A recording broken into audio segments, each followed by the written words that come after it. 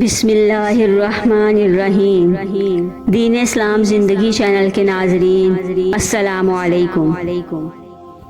ابو طالب کے انتقال کے بعد جان دو عالم صلی اللہ علیہ وآلہ وسلم کو مزید ستایا جانے لگا۔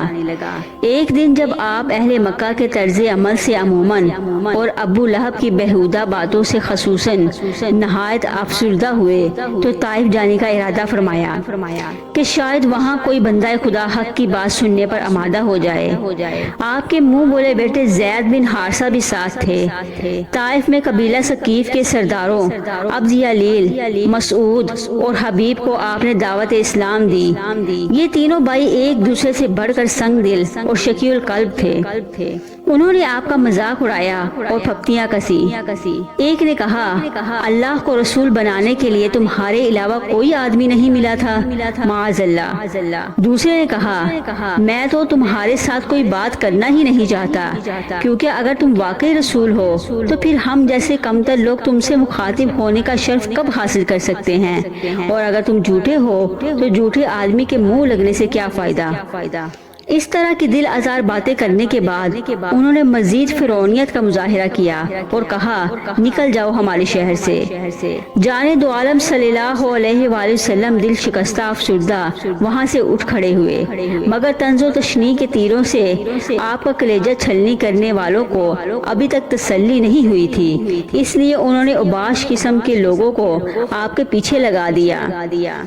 اخلاق و شرافت سے آری یہ لوگ چیختے چلاتے اور گالیاں بکتے ہوئے آپ کی راہ گزر کے دونوں جانب صفے بنا کر کھڑے ہو گئے اور آپ پر پتھر برسانے لگے۔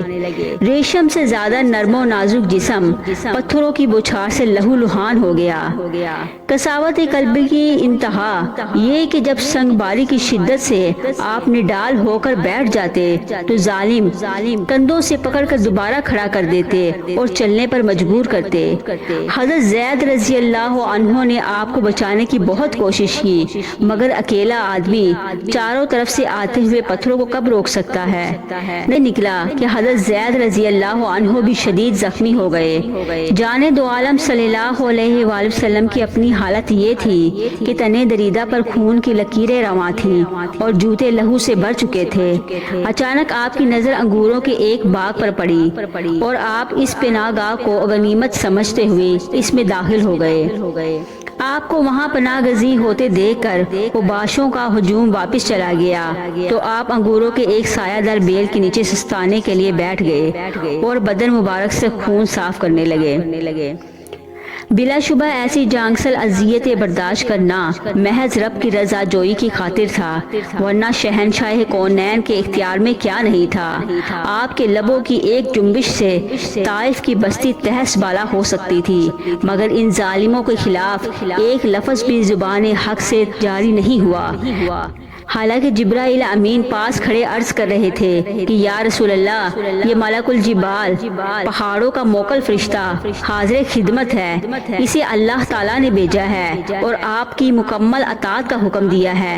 ملک الجبال بھی عرض گزار تھا کہ یا حبیب اللہ، اگر اجازت ہو تو میں طائف کے دونوں طرف سے جو پہاڑ ہیں ان کو آپس میں ٹکرا کر اہل طائف کا کچومر نکال دوں۔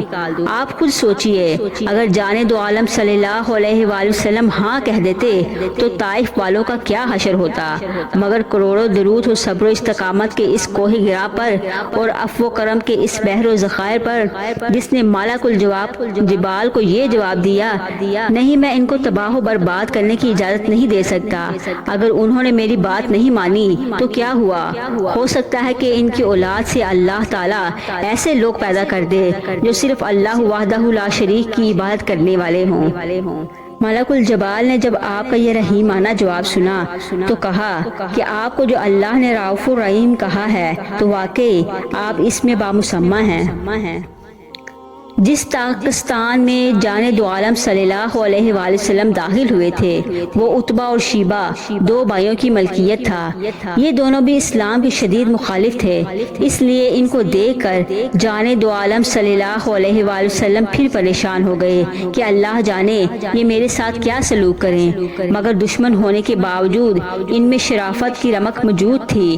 انہوں نے آپ کو اس حالت میں دیکھا تو ان کا دل پسیج کیا اور آپ کو کوئی عذاب پہنچانے کی بجائے اپنے غلام عداس کو انگور دے کر بھیجا کہ جاؤ اس زخمی شخص کو کھلاؤ۔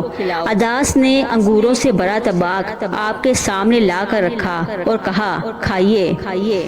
جانے دو عالم صلی اللہ علیہ وآلہ وسلم کھانے لگے تو حسب معمول بسم اللہ پڑھی۔ عداس دیکھ رہا تھا، حیرت سے بولا اس علاقے کے لوگ تو کھاتے وقت اللہ کا نام نہیں لیتے۔ جانے دو عالم صلی اللہ علیہ وآلہ وسلم نے پوچھا تو کس مذہب سے تعلق رکھتا ہے اور کس علاقے سے ہے؟ عیسائی ہوں اور نینوا کا رہنے والا ہوں، عداس نے بتایا۔ اچھا تم مرد صالح یونس کے گاؤں سے ہو؟ جانے دو عالم صلی اللہ علیہ وآلہ وسلم نے پوچھا۔ جی ہاں، اس نے کہا، مگر آپ یونس کو کیسے جانتے ہیں؟ کیونکہ جب میں وہاں سے چلا تھا تو خود اس گاؤں کے لوگ بھی یونس کو بلا چکے تھے اور 10-15 افراد کے علاوہ کوئی ان کے نام سے بھی آگاہ نہیں تھا، پھر آپ ان سے کس طرح واقف ہیں؟ عداس نے نہایت معقول سوال کیا۔ دراصل وہ بھی اللہ کے رسول تھے اور میں بھی اللہ کا رسول ہوں، اس لحاظ سے ہم دونوں بھائی ہیں اور ان کے بارے میں میرے رب نے مجھے مطلع کیا ہے۔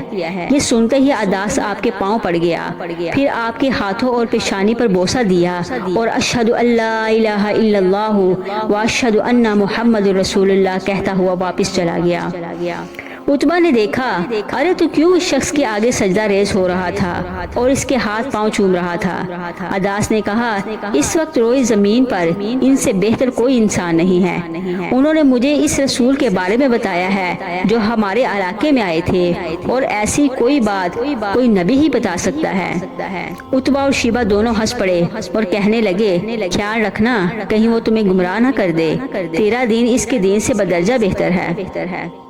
حضرت عداس کو جانے دو عالم صلی اللہ علیہ وآلہ وسلم نے اسلام کی دعوت دی تھی، نہ کہ ان کے سامنے قرآن کی تلاوت کی، صرف یونس علیہ السلام کے بارے میں بات چیت کی تھی، اور وہ بھی اس گفتگو سے ہی سمجھ گئے کہ آپ اللہ کے رسول ہیں۔